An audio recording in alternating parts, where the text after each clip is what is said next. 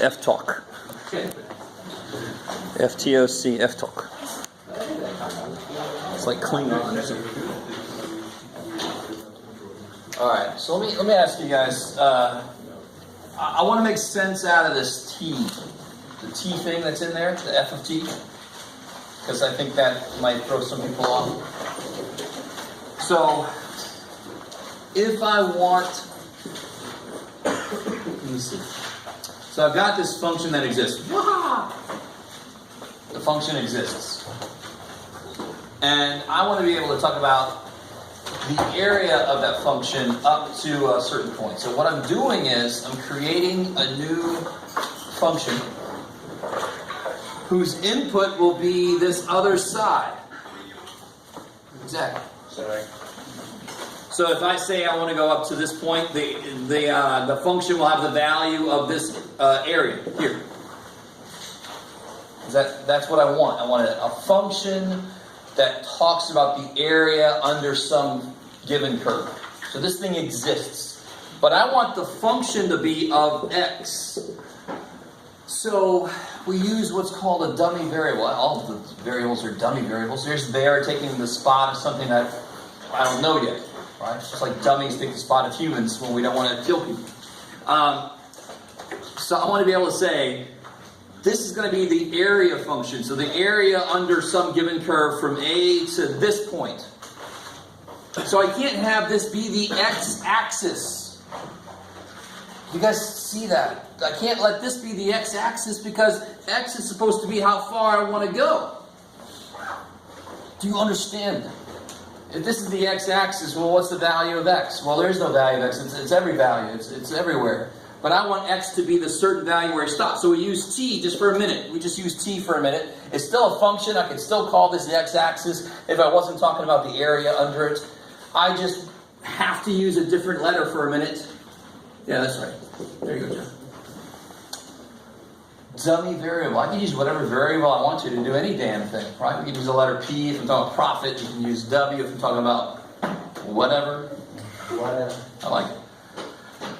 Alright, so what we did was, we said, I want this new function, a function that we've never seen the likes of before. Probably like, oh, well, that explains everything. I want this to be, from A to some point, it's going to represent the area under the curve between those two. So that's this guy. We know that that's what this does. This is the area under the curve. That's what this symbol means.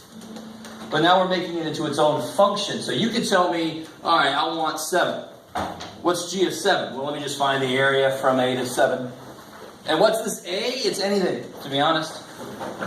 It's any number you want it to be. It's just a constant for that given function.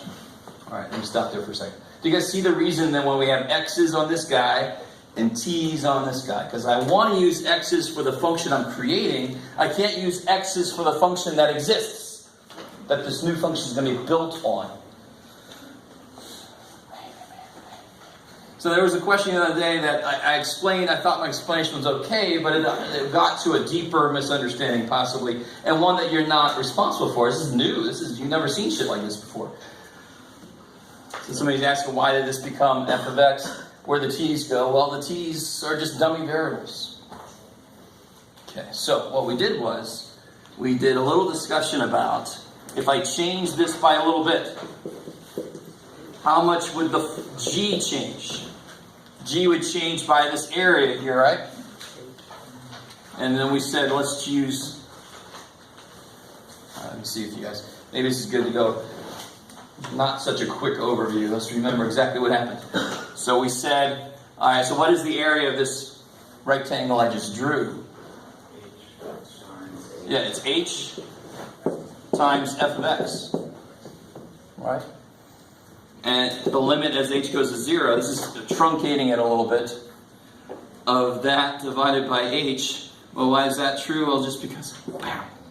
So you get f of x. So what we found out last time was g prime, the change in the area under that curve. And think about it this way. I love thinking about it this way. If I do change this by just a little tiny bit, it's like putting a piece of tape on this.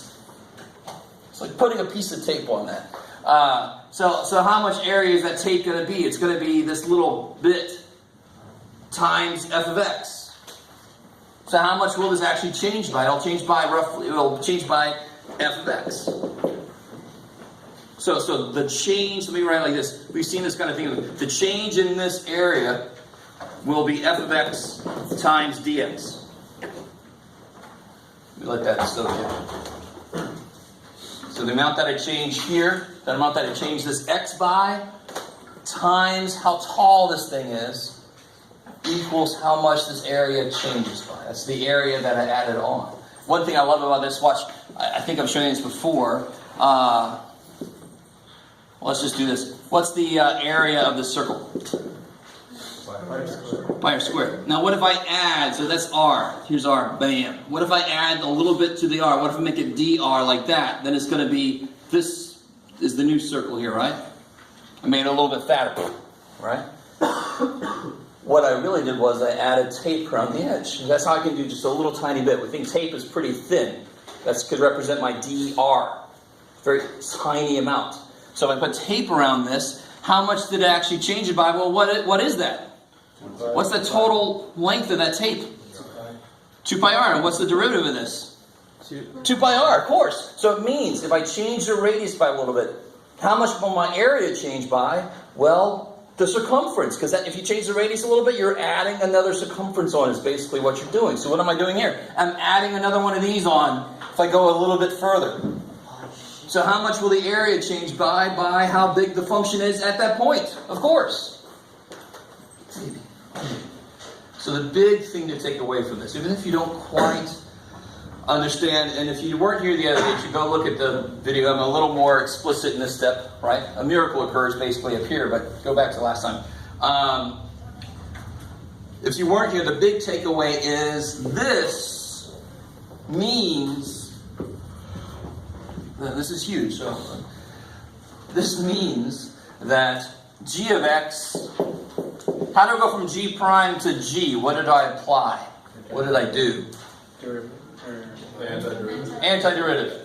So that equals what? If I do the antiderivative of that side, if I do the antiderivative of that side, Big F. Big ass F, and that will be more specific, plus C. This is the first time in this class, or that was the other day, that we connected the area under a curve, because that's what G represents, with the antiderivative. It's the first time we've made that connection.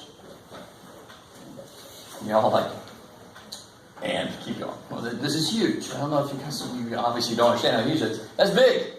And some of you guys have had maybe a little calculus before, and you're like, well, of course that is. Maybe your calc teacher glossed over it, but that is a huge connection to make. There's no reason that the area under this curve should immediately be obviously equal to the antiderivative somehow in some way. There's no reason that should be true, but this is beautiful. We don't have to do this craziness now.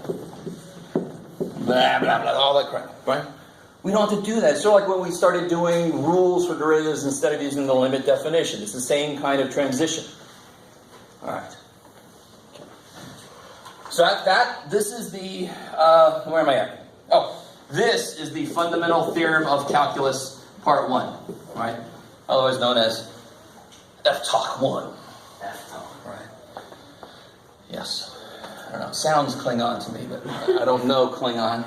I'm happy about that. I want to keep it that way. I love Star Trek, but don't. I should have said I love Star Wars and see who jumped up. I love Star Wars and Klingons and stuff. All right. So that's the fundamental theorem of calculus, part 1. That's what we did last time. So now what's more important is how do I use this? We've made some connection between the area under a curve and its antiderivative somehow. So before I get into F-Talk 2, let's do a little bit F-Talk 1 stuff real quick, just to see what the homework's going to look like for this. So now I know this kind of thing. I know that if g of x is integral a to x square root of the sine of t. Doesn't that look yummy? Very. Totally. I know exactly what G prime is.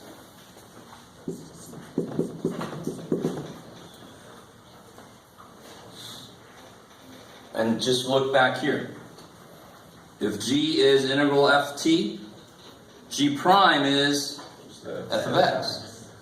So what's the f? Square root of sine x. Square root of sine of something. So then G prime is going to be square root of sine of x.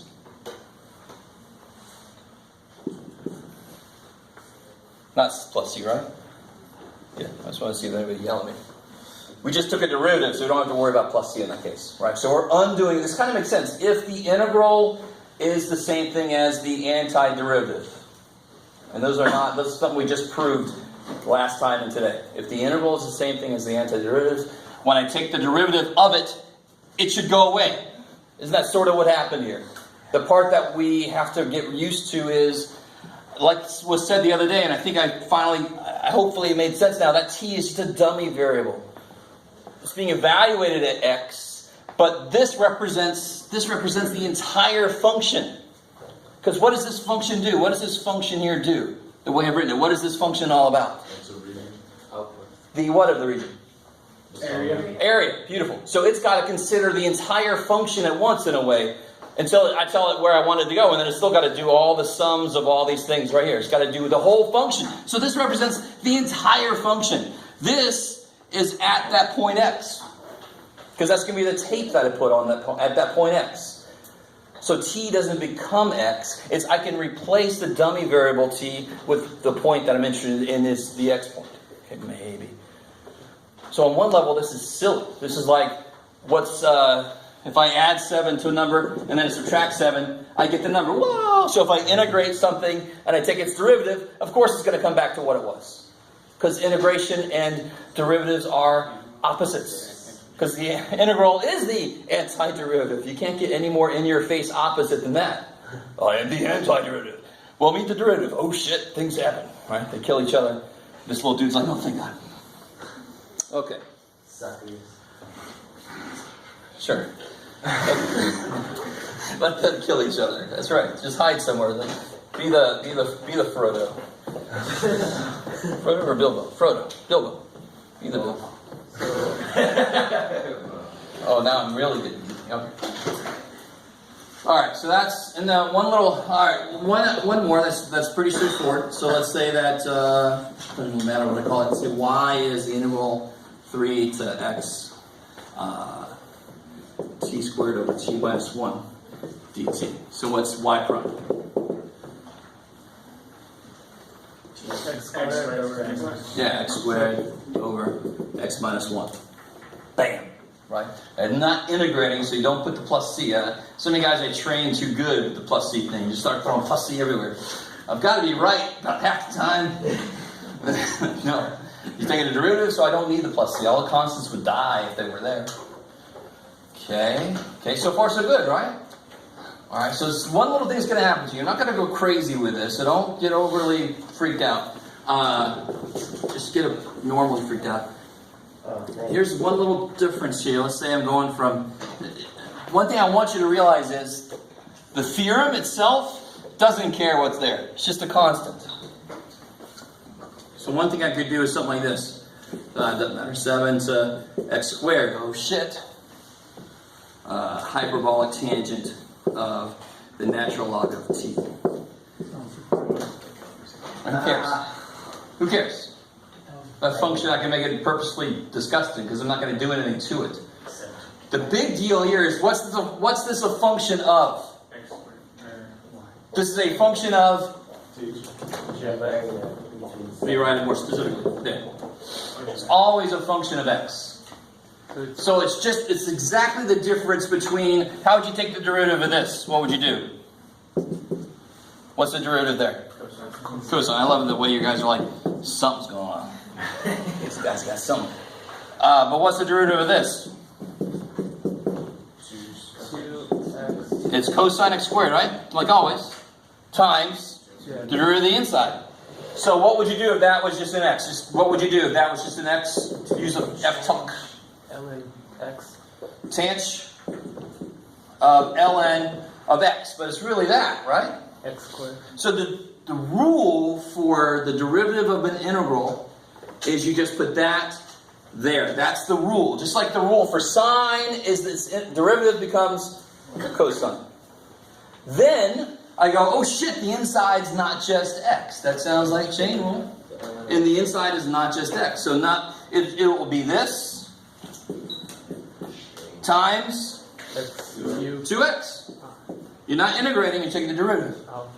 So that is just chain rule. Chain rule is like, I don't care you made this fundamental theorem bullshit. You're taking a derivative. You are taking a derivative, therefore all the rules are still there. I love the look of Zoom face. Yes? What happens like on the homework when the X is after I like the it. bottom? It's beautiful. That's the next one. So we know what to do here. And you're like, no, I just asked you a question. I'm sorry. So what if it was this? Let me make this even more interesting. Square root of x to, who cares? 0. It doesn't matter, Jeff. Just put something down. E to the t minus t cubed. I like it. And I want to take the derivative of this. So we'll say this is y. So what's y prime? Well, let's not do y prime yet. I got to simplify this a bit. Is this in the right form to use the fundamental theorem of calculus? Fundamental theorem says it's got to be a constant to some function of x, right? Negative. Yeah, exactly. Good. So if I want to turn this around, it'll be the negative of that,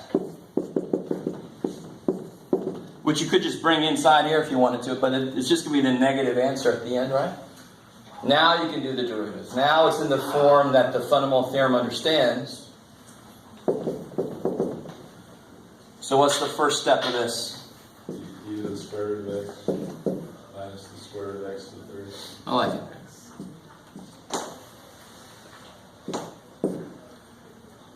Times, 1/2 x. yeah, x to the 1/2 prime. Good. That's the chain rule, right? The inside function is not just x. It's got to get a term.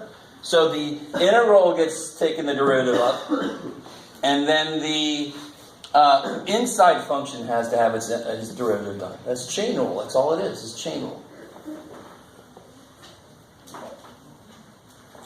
And so that would be what y prime equals negative. I like it. So one of those, put a 2 down there. X to the negative 1/2, right? So that'll be down there. E rad x minus x to the 3/2. I like how I've combined root and fractional exponent notation. Oh.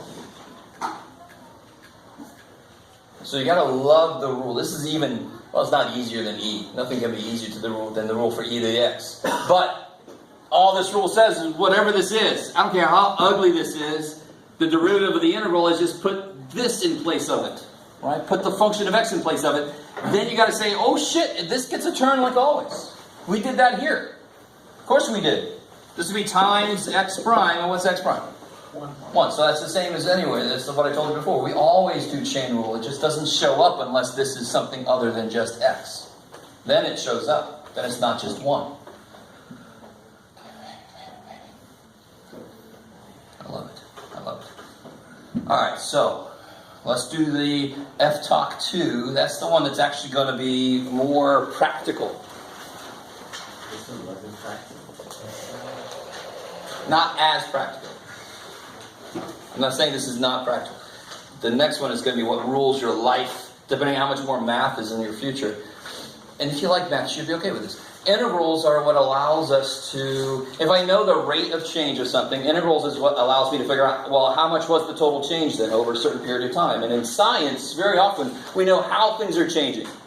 So I have to be able to integrate it to see how much did it change by over some interval. I have to. Integrals show up everywhere. If you go far enough in math, you're like, how did I ever do shit without integrals? You will get to that point. You must trust me. Right now, you're like, no, that's not good. Yes, it will. Right? All right. So Let it happen. for like a concrete example, like if you had the function of x is 2x, and then its antiderivative is x squared, how do you use x squared to find? Here we go. That's what I'm talking about. We need to. That's what the fundamental theorem of calculus part 2 is all about. Is all about exactly that. how exactly will the antiderivative be used to get what we know is the area under the curve? How is that going to be used?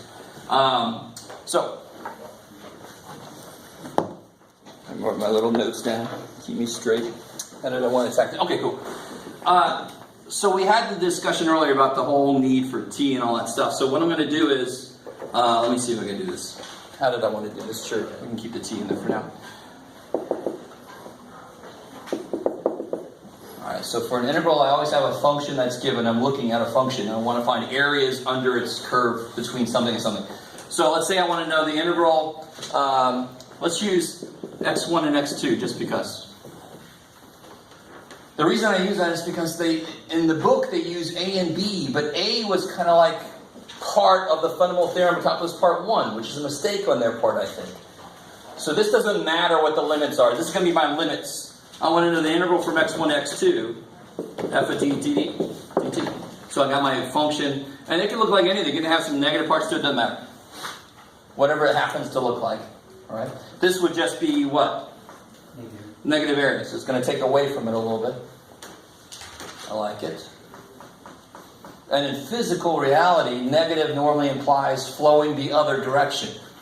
So if I have a hole in my pool, and normally it's flowing out of the pool, and then the whole area floods, and now it's coming into the pool because there's more pressure outside, my rate would be negative. Now I'm not losing water, I'm gaining water. So now my integral is going to show that. So that's why we have negative area. I'm not saying that suddenly you can make something that has negative area. That would be neat. Don't put something in there. I'm not sure what's going to happen to it. I'm just saying that's what negative area means. So I want to find out what this is. So you'll notice that in the fundamental theorem of calculus part 1, we based integrals, areas, on some given constant, right? So if I say, did I bring it back in? Cool, I like it. You went for a different color, you got the same color, Jeff. This is a bad sign. Say A. So the idea then is, if I find the area from A to x2, I then have to find the area from what to end up with this area if I do what? I love all the whats. From A to x1, and then to get the area I want, I'm going to subtract those two areas, right? How we know so far? Terrific, I love it. Okay, so I can write this then as, well, let's see. I have the integral from A to x1, and let's do the integral from A to x2. That's the bigger dude, right? So the integral from A to x2, what would that would just look like this. That's what that is. And then how do I get between there? I have to do what with this? Subtract. Subtract. All right. Let me stop there for a second. Even before the fundamental theorem of calculus part 1, we knew that this represented areas. It's a quicker way to write that limit summation notation. It's just a quicker way to write that. That's what it means. So I can write this. I could have written this back in chapter 4. Ooh, Jeff, it's amazing. Where the fundamental theorem of calculus part 1 comes in is now. I know what this is. Now be careful, I'm not taking a derivative, am I? So that's where you gotta be careful. So, just to remind you guys, here's what the f-talk 1 starts with. If g of x is this integral, then g of x equals f of x plus c. And then we did the derivative. So the full fundamental theorem of calculus comes out to be how to do the derivative of an integral. That's really what it's all about. But in the middle, we get this beautiful thing. Because the next thing I did to this was I took a derivative, right? That's how we went from there. G prime equals f of x, blah, blah, blah. So here, what's this then? Big F, x2. Yeah, big F of x2 minus, so plus c, I love it, right? Plus c. Minus, let me take this up here. You guys are like, I can't see shit. So we got the integral a to x2 minus the integral a to x1. So So that's almost too easy. This area minus that area is that area, of course. Right? Physically makes sense. Now, f top part 1, part of it tells me that this will be f of x1, got 2 plus c minus f of x1 plus c. And what's that? F of What happens to the c's? They cancel. Cancel. So what does this say? If I want to integrate something from a number to another number, all I have to do is evaluate the antiderivative at the top number and subtract what it is at the bottom number. Holy shit. Let me let that sink in for a bit. I think I didn't. Somebody have the sheet that we did when we first did the full-blown limit sum form. I think it's the one that's got the blue graph on the top. No. Yeah, there you go. I remember what this was. Cool. Thanks, Steve. Thanks, Marshall. So this guy right there. So we know what the answer is. It's supposed to be 42.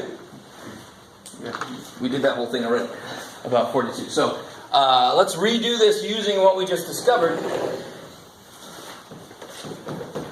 And I love when I get students who are like, why did you just teach us this way in the first place? It's easier. Well, easy is not all about it. Do you understand what the hell's going on? So our function, that's right. Our function was just this poor little dude. And I wanted to integrate it from, where'd you go? 2 to 5. So if you have that sheet, this is what we're going to do. So this is f, little f. So what's big ass f?